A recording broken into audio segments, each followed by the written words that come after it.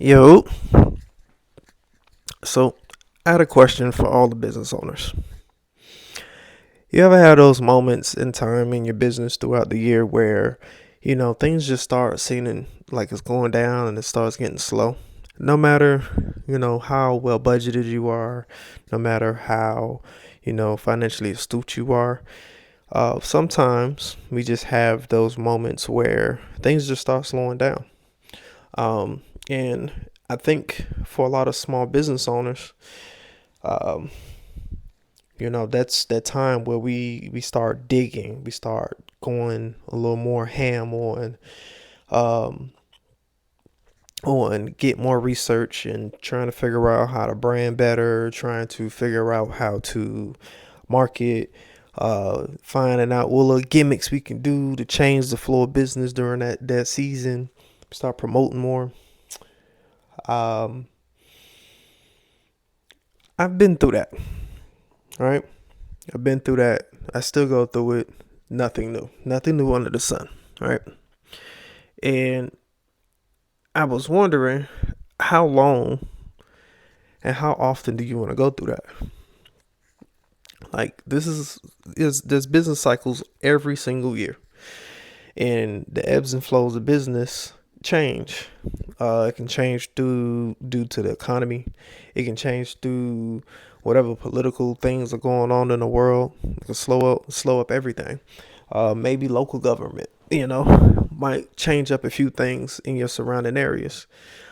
Or even COVID. COVID happened. You know what ended up happening? Mostly everybody had to shut down their business for a certain amount of time. And a lot of people today are still feeling the brunt of it. So I pose this question because during that time frame and specifically COVID, um, I realized that I had to find other ways to make money.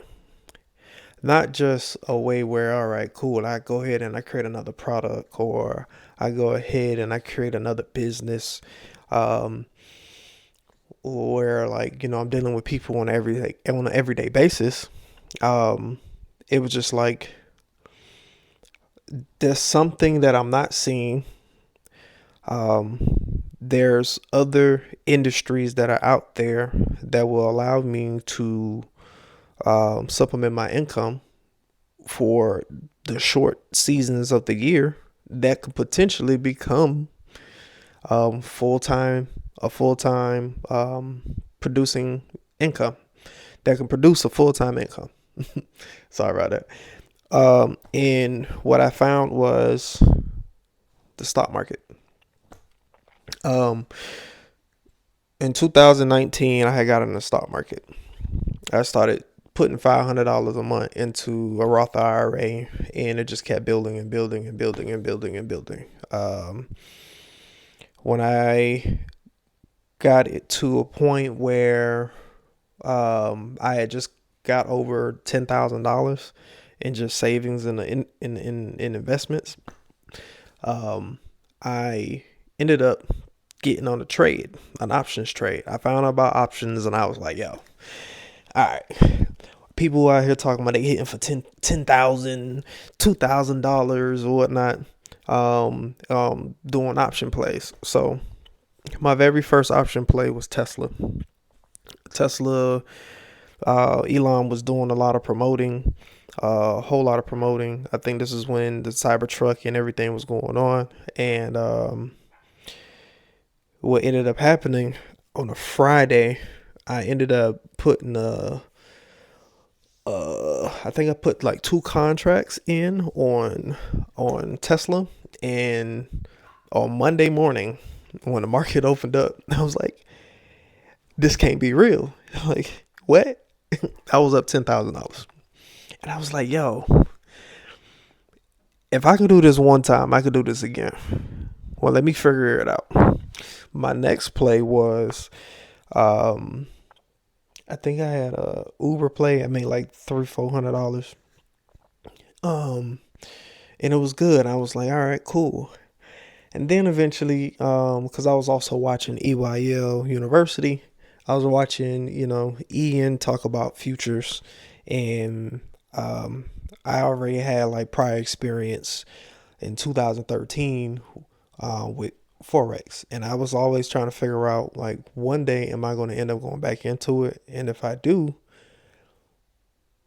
I'm going to take it serious because when you self-employed and you work for yourself and you're pretty much the head of the business all the way through, and you don't have a lot of structures in place or management in place to, you know, give you the freedom to continue to build on the business, it gets draining.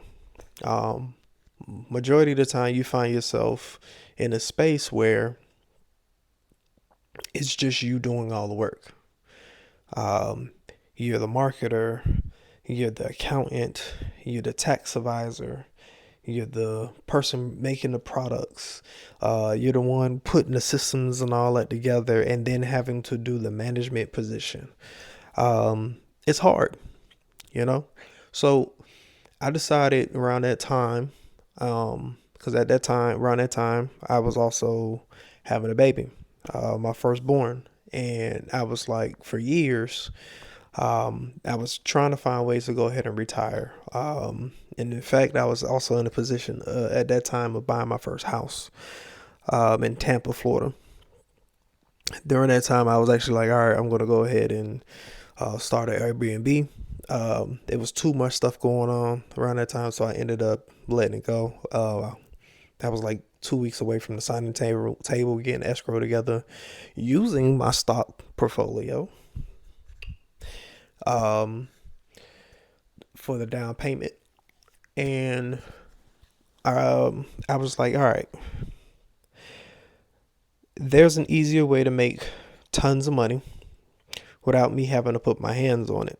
All I have to do is produce it one time and then give it time to mature, and I'll make money. All I have to do is find the right stock or choose the right index to trade, and I'll get it. So I ultimately ended up putting more eggs in the trading basket. And trading has been really good. It has its ups and downs. I'm not gonna sit here and be flawed.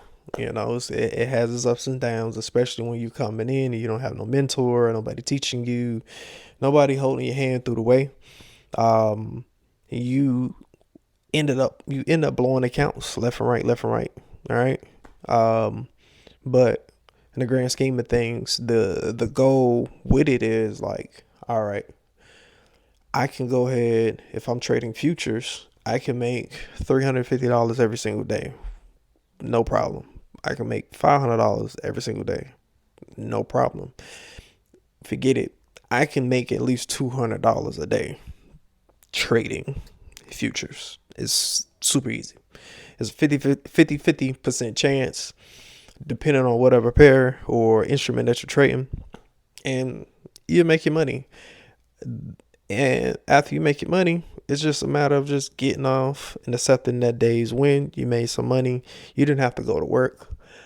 You probably done made it in like 5, maybe 10, maybe an hour worth of time.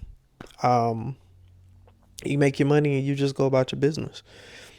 Um, it's like it's like it's like God saying, "Hey, here go a piece of the covenant every single day.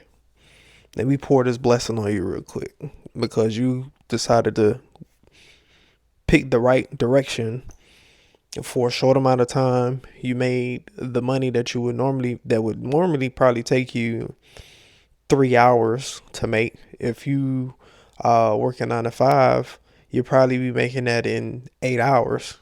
You know, a lot of people don't make $100 a day. So, moral of the story, I just want to go ahead and bring to your attention that there's an easier way to make money. There is a way to make money where you don't have to break your back for years and years and years and years, bumping, hitting your head against the wall every single time, trying to figure out what's the next gimmick, what's the next thing to get everybody's attention. Like, you literally don't even have to deal with other individuals. You don't have to talk to nobody. Once you learn it, it's a skill that you can carry for the rest of your life. I was watching an interview not too long ago, and they were saying they were talking about prop firms. I use prop firms. It's a cheaper way to get into the market without having to put up thousands of dollars. You can put up $100 and then get access to capital. Shoot, sometimes cheaper than that. You can. I recently bought an account for $42.50. I'm already up $900 in the account, so it's like the risk and reward on that is crazy. um, so yeah, you don't have to deal with anybody. You don't have to talk to people once you learn it. It's a skill that you can have all your life. Oh, sorry, I jumped somewhere else. Excuse the ADHD. But the whole idea of like prop firms, it's been around since the early 1900s. Like, a lot of people don't know, the stock market has been around for thousands of years. There's nothing new. It's not an American idea. This thing started over there in Europe. The Jews basically created it. But then there's also reports of stock market being first started in Japan, which is one of the main economic capitals in the world. But yeah, once you learn the skill of trading or even just doing options, I think a lot of people should go ahead and get in options before they go ahead and get in the futures. Just advice. I'm not a financial um, guru or nothing like that, but from my time being in the market, um, options trading is actually way more easier. The return over time will always beat futures trading because you'll basically be fighting your emotions majority of the time.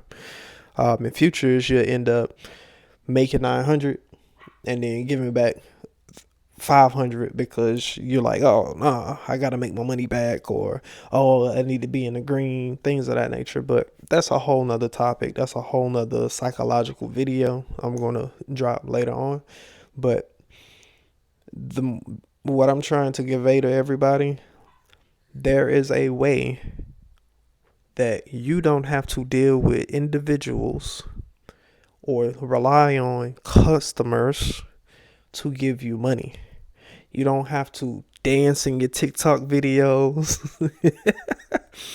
You don't have to play the music. Yeah, you ain't gotta figure out how to structure your content and all that stuff. You can literally go on YouTube, find somebody, follow everything that they say, and make money in the market.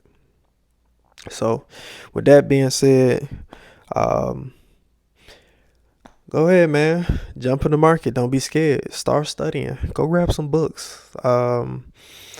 I think the best course of action in getting into the market is finding a mentor. I had guys like Patrick Willen. I had guys like Doyle Exchange. Um, there's another group. These guys are called Big Daddy Max. Options.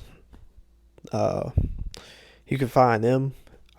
These are just some notable names. I'll go ahead and like just check out. Their strategies are very, very simple. If you want major success with either one of those guys, you just find one and just stick to the same methods that they're doing. So yeah, peace.